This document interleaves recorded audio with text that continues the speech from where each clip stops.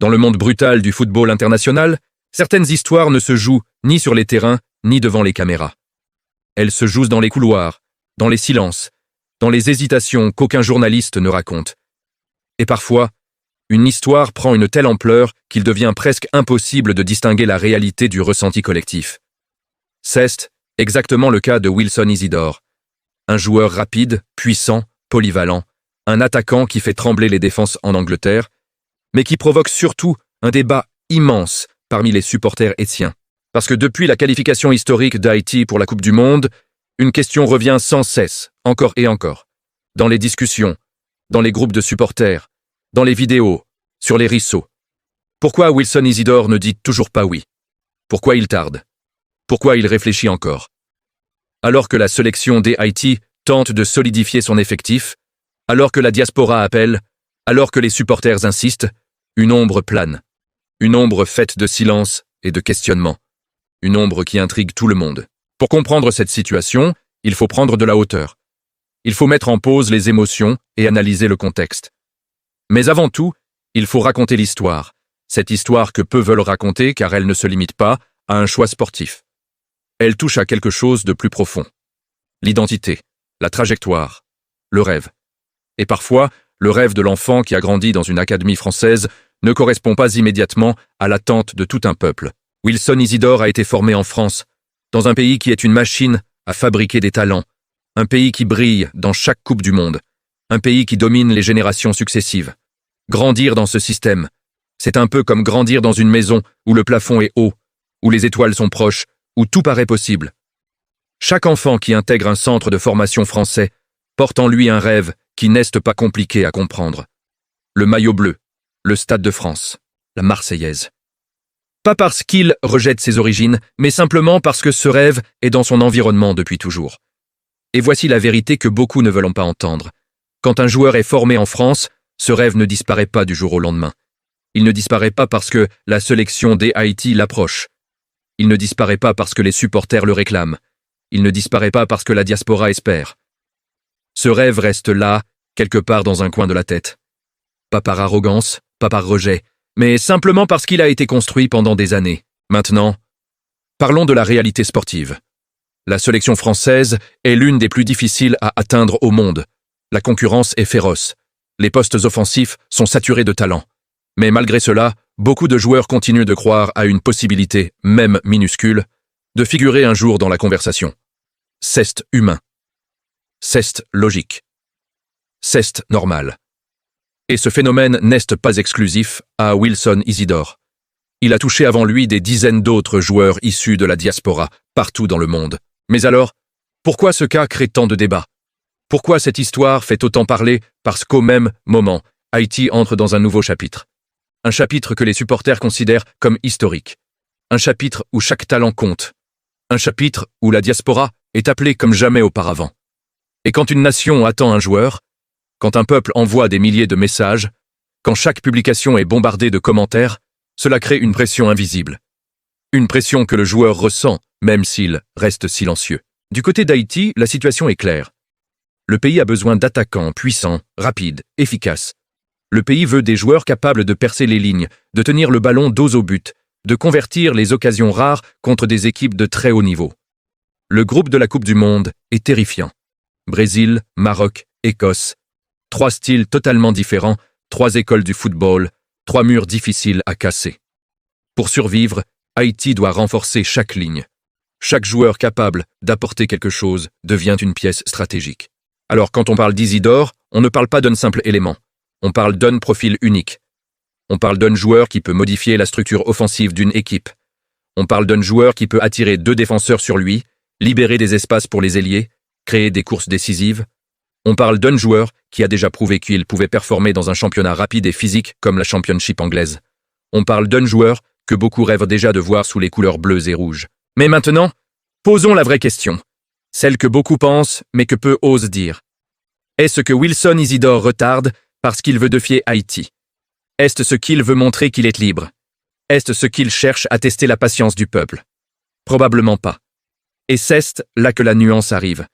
Ce que beaucoup interprètent comme un défi n'est souvent qu'une réflexion personnelle.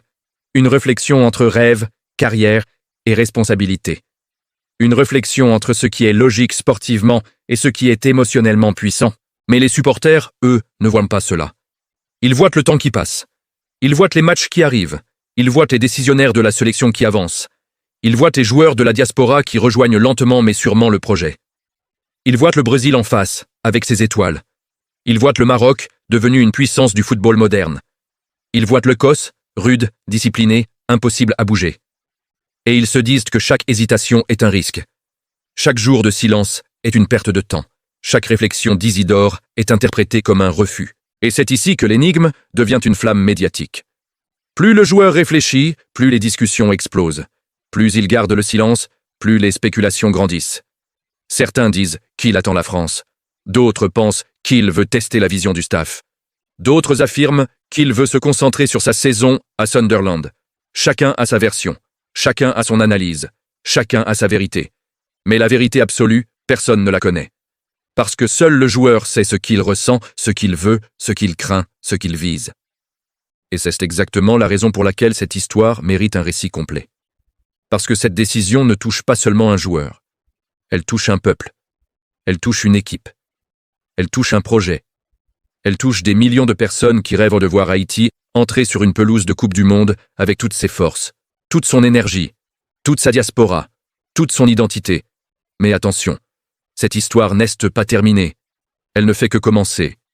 Parce que dans la suite de ce récit, nous allons analyser ce que Haïti peut faire pour convaincre, ce que le staff peut proposer, ce que la diaspora peut soutenir, et surtout, ce que Isidore doit évaluer pour prendre la décision qui changera sa carrière. C'est maintenant que tout devient intéressant. C'est maintenant que tu dois absolument rester avec Wenel Foot. S'abonne, active les notifications, parce que la suite arrive. Et ce que je vais expliquer après va changer ta vision de cette affaire pour toujours. Et pendant que tout le monde se demande encore ce que Wilson veut vraiment, une autre question commence à surgir dans les conversations. Comment un joueur qui avait déjà exprime son attachement à ses racines haïtiennes peut-il encore hésiter au point de laisser les discussions traîner pendant autant de temps? Les dirigeants du football haïtien eux-mêmes finissent par comprendre que le problème n'est pas seulement administratif. Ce n'est pas seulement une histoire de passeport ou de choix sportif. C'est beaucoup plus profond. C'est une bataille identitaire, un bras de fer intérieur, une lutte silencieuse qui dure depuis des années dans la tête du joueur. Car Wilson a grandi en France, il a été formé en France, il a été repéré très jeune comme un potentiel attaquant de haut niveau. Depuis ses premiers matchs en académie, on lui a toujours laissé entendre qu'un jour peut-être il pourrait porter le maillot bleu. On lui a parlé des grands stades, de la Coupe du Monde, de l'impossible rêve qui peut pourtant devenir réalité pour un joueur discipline et détermine. Alors, quand les discussions avec Haïti on commence, beaucoup on pense que ce serait une formalité. Un enfant de la diaspora, un jeune talent, un pays qui a besoin de sang neuf, et surtout un joueur qui aurait pu être la star d'une nouvelle ère pour les Grenadiers. Tout semblait logique, tout semblait déjà presque signe, mais quelque chose a bloqué. Les premiers observateurs disent que Wilson a commencé à réfléchir à son avenir au moment même où il a eu ses premières interactions avec la FFF. Rien d'officiel, rien d'annant, mais assez pour lui dire de ne pas se précipiter, de ne pas fermer trop vite une porte qui pourrait encore un jour s'ouvrir. Certains disent même que des gens autour de lui auraient répète encore et encore que choisir Haïti trop tôt pourrait lui coûter sa chance en Europe, que certains clubs regardent différemment les joueurs qui optent pour de petites sélections, que CA peut influencer une carrière, un transfert, un salaire, une réputation. Et Wilson, lui, a commencé à douter. Entre être une star immédiate dans un pays qui souffre mais qui attend un héros, ou continuer à espérer un coup de fil qui peut ne jamais arriver, il se retrouve au milieu d'une tempête psychologique. Personne ne peut juger un choix aussi complexe. Mais tout le monde peut en ressentir le poids, car derrière chaque silence de Wilson, derrière chaque absence de réponse, il y a tout un peuple qui attend. Il y a des millions de personnes qui veulent entendre une seule phrase. « Haïti, oui, je viens. » Mais ce jour, là n'a toujours pas arrivé. Plus le temps passe, plus il semble que le joueur tente de défendre son rêve franquais.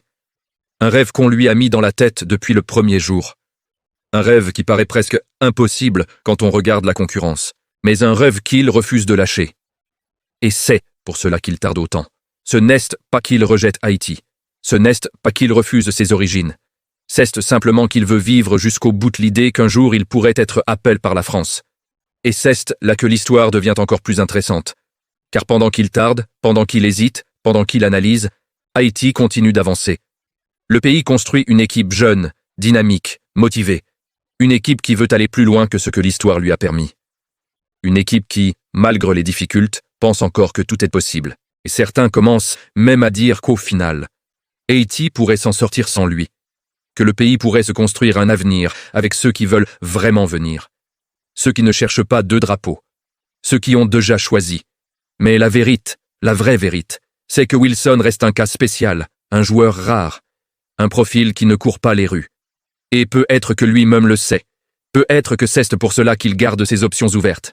Peut être qu'il se dit qu'il peut encore défier Haïti, faire attendre, faire douter, tester la patience du peuple et des dirigeants.